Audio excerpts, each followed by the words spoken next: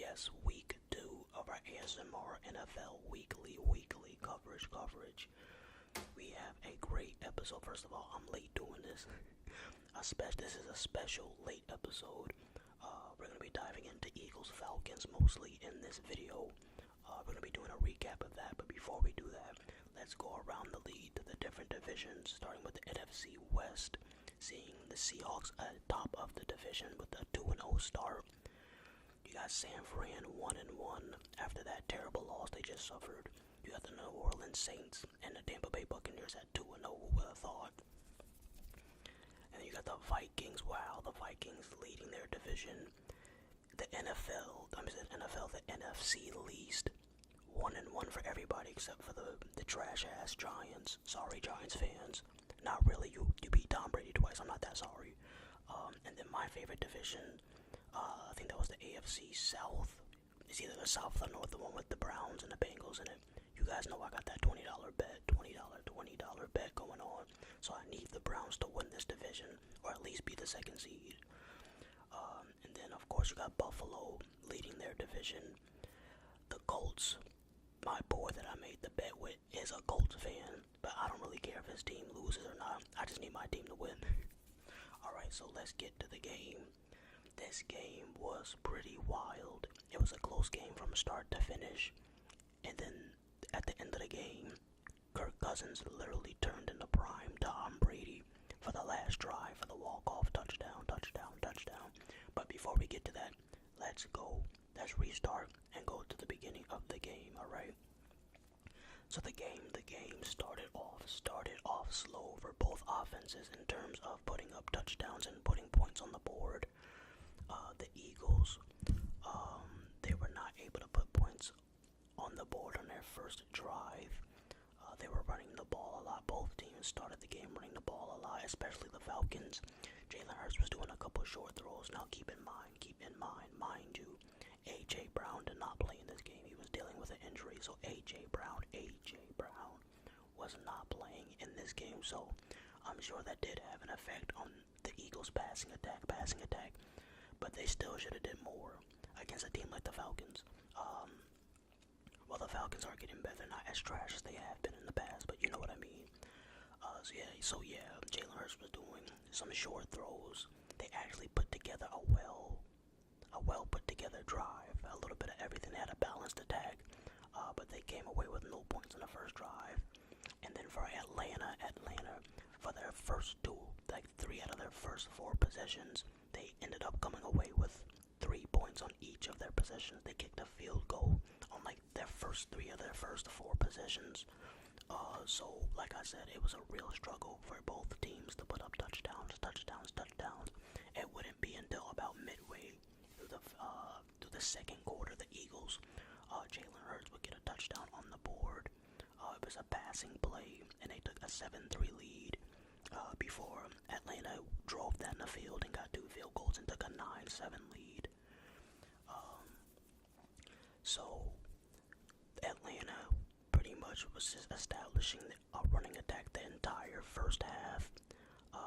Bijan Robinson, and I want to make sure I'm saying this guy's name right. Hold on, what is his name? Number 25. Tyler, I want to say his last name, Algier. Who knows? I'm sure y'all Atlanta Falcons fans will correct me in the comment section if I butchered his name, which I'm sure I did. But they were eating all game. The Falcons running backs were eating all game. I think Bijan Robinson had 97 yards on 14 attempts. He averaged over 6 yards per carry. And then their running back, he had himself a day 2. He had fewer attempts than Robinson, but he still had a good amount of yards. I think he had 9 attempts. So yeah, they definitely ran the ball down the Eagles' throats, man. And that's been a formula for Philly over the last 2 or 3 years. If you're able to run on them, really just NFC East teams in general, if you can run against the teams like the Cowboys and Philly, who get a lot of pressure on your QBs, especially when they step back to throw.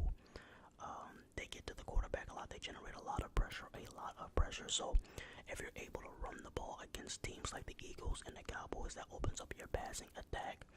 and it kind of throws their defense off a little bit. I don't know if it's because they're just bad at tackling or if it's just their formation or what that is, but both teams, the Cowboys and the Eagles, struggle against the run. So that's what the Falcons did in their running attack. Kept the defense honest, kept the Eagles' defense honest. So like I said, they did make 3 field goals, which gave them a 2-point lead. It wasn't until the third quarter where Kirk Cousins really started to wake up, because most of the game, like I said, they relied mostly on their running attack. But in the third, Kirk Cousins led them to a touchdown drive, and I think he went for 2 points as well. I'm not sure if he converted it or not. I don't think they did. But that drive that Kirk Cousins put together to give them a 5-point lead, 15-10 lead, he hit his receiver for big plays. He was throwing over the top, over the middle, escaping, extending plays. Kirk Cousins really had a really good second half. And then the Eagles got the ball back. First of all, the Eagles went for it on 4th down earlier in the game. And then they had a crazy decision later on in the game. In the 4th quarter, we'll get to it. They decided to do a passing play in the red zone, pretty much near the goal line, and it didn't work out for them. So the Eagles pretty much had questionable play calling all night on the offensive end. But in the 3rd and the 4th quarter, pretty much same thing. The Eagles came up with a balanced attack. They got to the Falcons' red zone, where they gave Devontae Smith the ball. He picked up a good chunk of yards on the play. Then they drove down to the Atlanta Falcons goal line, where Jalen Hurts did a quarterback sneak to retake the lead with a little over 5 minutes remaining in the game left for the Falcons to try to take the lead. Alright, so once the Eagles took the lead again, because they took the lead again and went up 18-5, the Falcons got the ball back in their first drive to retake the lead. They were put in a 3rd and 9 situation where Kirk Cousins did complete the pass, but it turned into a 4th and inches, or like a 4th and 1, and they tried to hand it off to Bijan Robinson for the short gain, and he got clamped by the Eagles D-line, and they did not convert it. However, the Eagles were able to get a stop. I think I just said the Eagles. I meant to say the Falcons did get a stop on the Eagles. The Eagles had another nice long balanced drive mixed with passing and running. They were involving Saquon a lot, and they got back to the Falcons' red zone, where they were put in a 3rd and 4 situation. Now, they could have ran the ball again to take more time off the clock. There was only a few minutes remaining, but they elected to throw for it, and they tried to hit Saquon in the flat in the backfield, and he dropped the pass. So that instantly gave the Falcons the ball with pretty much a little under 2 minutes remaining for Kirk Cousins to put a final drive together.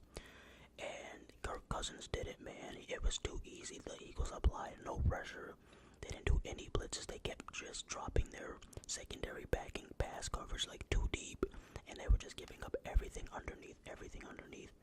Like, you know what it reminded me of? You remember when Tom Brady went up against, he was in the Patriots still. I think it was his last or second to last season on the Patriots, and he was going up against the Chiefs and Patrick Mahomes, and he had those 3 3rd and 10s, and he just knocked them out one by one. 3rd and 10 complete, 3rd and 10 complete, 3rd and 10 converted, and then they won the game.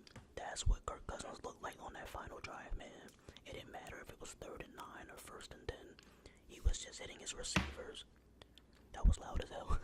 He was just hitting his receivers with timely passes, and the receivers were getting out of bounds as soon as they pretty much caught the ball. So it was really just bad play calling and great execution by the Falcons, and bad play calling by the Eagles defense. They were really just dropping everybody back and just kept giving up the underneath routes and the corner routes to the sideline. Like, I've seen and I have played better defense in Madden.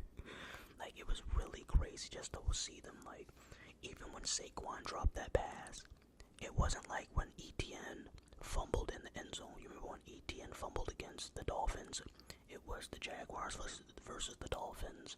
When Etienne fumbled in the red zone, I knew that game was over. I was like, the Dolphins are going to win this. And there was even more time left in that game than this game. When Saquon Barkley dropped that pass, I didn't think the game was over. I didn't say, oh, I think the Falcons are going to win now.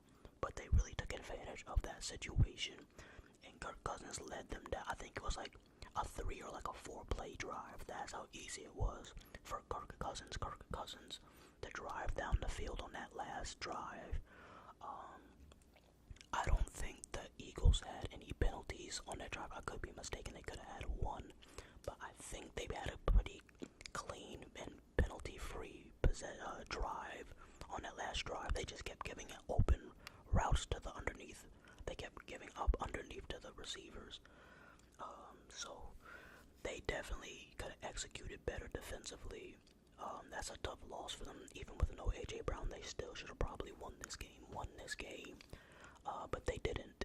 So now the Falcons, I believe the Falcons are 1-1, and they are in second place of the NFC South. No, they're in third, I think. I think it's Saints, Buccaneers, and then the Falcons. They're either second or third. But yeah, Kirk Cousins really played well. That looked like Captain Kirk, man, the real Kirk Cousins.